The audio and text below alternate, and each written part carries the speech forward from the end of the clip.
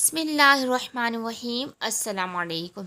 वहाज ने उसे बेड से नीचे उतार लिया और एक ज़ोरदार थप्पड़ उसके चेहरे पे मारा। मिनल इतनी नाजुक सी लड़की अचानक ये हमला बर्दाश्त नहीं कर सकी और सीधा सोफे पर जाके गिरी। मिनल के सर से खून बहने लग गया, लेकिन वहाज को इस बात की कोई परवाह नहीं थी। इसे तो बस अपना बदला लेना था। उसने ऊपर से ही मिनल को लाते मारना शुरू कर दी। अब आवाज़ आना बंद हो गई थी। वहाज ने मिनल का मुंह ऊपर करके देखा तो वो बेहोश हो चुकी थी। तुम इतनी जल्दी बेहोश कैसे हो सकती हो? तुम्हारी तकलीफ़ तो मैं कभी ख़त्म नहीं होने दूंगा। वहाज बाहर आया और राहिल को कहा कि डॉक्टर को लेकर आओ। क्यों? डॉक्टर की क्या ज़रूरत पड़ गई? राहिल ने हैरत से कहा। वो नाजुक परी बेहोश हो गई है। वहाज ने गुस्से से कहा। उफ शिट यार, तुमने उसे इतना मारा है। अब किधर से डॉक्टर को लेकर आऊं? और जो भी डॉक्टर आएगा उसे क्या कहोगे? ये कौन है? ये सब कैसे हुआ? राहिल ने वहाज के कंधे पर हाथ रखते हुए कहा। चलो जाओ, फिर मरहम पट्टी और मेडिसिन ले आओ। मैं खुद ही कर देता हूँ पट्टी। वहाज ने राहिल को कुछ पैसे दे के भेज दिया। राहिल सारा सामान लेकर आ गया था। वहाज इसको बड़ी मुश्किल से होश में लेकर आया और ज़बरदस्ती उसको मेडिसिन खिलाई और राहिल को कहा कि इसको खाना खिला दो। अगर ना खाए तो मुझे बताना, फिर इसको मैं खिलाऊंगा। मिनल डर चुकी थी। बेहतरी उसी में थी कि राहिल से खाना लेकर खा ले। इसलिए उसने जल्दी से राहिल के हाथ से खाना पकड़ लिया और खुद ही खाना शुरू कर दिया। कैसी लड़की आप हमारे पल्ले बांध रहे थे? वो तो शुक्र है पहले ही इसकी औकात हमें पता चल गई। जोहेब की अम्मी वावेला मचा रही थी। पूरे 2 दिन हो चुके थे। मिनल का कोई अता पता नहीं था, क्योंकि आज उसको अपने फॉर्म पर लेकर जा चला क्योंकि वहाज इसको अपने फार्म पर लेकर चला गया था। और वैसे भी वहाज पर कोई शक क्यों करता?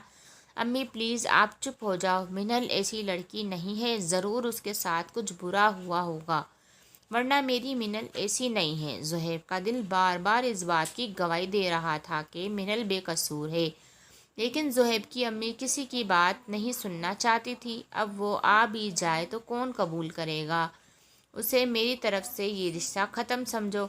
शाज़िया बेगम ज़ुहैब की अम्मी ने अपना फ़ैसला सुनाया और निकल गई। एक और मुसीबत टूट पड़ी शाज़िया बेगम पर। पहले मिनल घर से गायब, फिर घर वालों के ताने, मोहल्ले वालों की बातें, और अब ये रिश्ता भी ख़त्म हो गया। किस तरह खुद को संभालूं? शाज़िया ये तो जानती है, या उसका खुदा, मर भी तो नहीं सकती थी। मिनल वापस आए भी सही तो किसके पास आएगी? बस यही सोच उसे जीने पर मजबूर रखे हुए थी।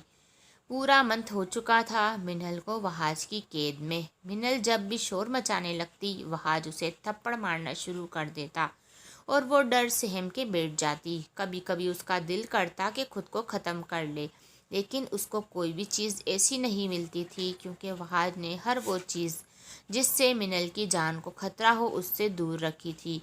वो मिनल को मारना नहीं चाहता था, बस उसे तड़पा तड़पा कर अपने थप्पड़ का और यूनी में हुई बदनामी का बदला लेना चाहता था।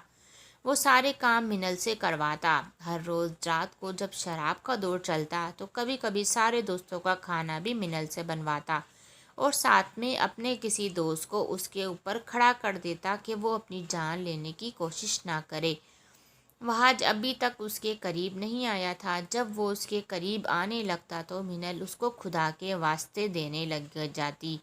वहाज फिर एक घटिया इंसान था, लेकिन था तो मुस्लिम। फिर खुदा के नाम की ताकत ही बहुत होती है। वो उससे पीछे हट जाता था। आज भी वो बहुत ज़्यादा शराब पीकर मिनल के रूम में आ गया। मिनल बहुत डर गई थी। ये आप क्या कर रहे हैं? छोड़ें मुझे। वहाज ने मिनल को पकड़कर बेड पे लेटा दिया था। वो भीख मांग रही थी, लेकिन आज वहाज को बिल्कुल होश नहीं था। अब मिनल के पास खुदा से मदद मांगने के सिवा कोई चारा नहीं था। या अल्लाह, मुझे तू इस शैतान से बचा ले तो मेरी इज़्ज़त को सलामत रख। शायद कबूलियत का वक्त था। वहाज अपनी शर्ट उतार कर आगे बढ़ा ही रहा था कि नीचे पड़े गुलदान से टकरा गया, जो कुछ देर पहले मिनल ने गुस्से में नीचे फेंक दिया था। वहाज नशे में था, इसलिए खुद को संभाल नहीं पाया और उसका सर بیڈ کے کونے پہ لگا۔ سر سے خون بہنا شروع ہو گیا تھا اور وہ نیچے رہ گیا۔ وہ مکمل بے ہوش نہیں ہوا تھا، لیکن اس میں اتنی طاقت بھی نہیں تھی کہ اب وہ منل کو کچھ کہہ سکے۔ منل کی جان میں جان آئی۔ یہی اچھا موقع تھا کہ منل نے بھاگنے کا سوچا۔ جب منل باہر نکلی تو باہر کوئی بھی نہیں تھا۔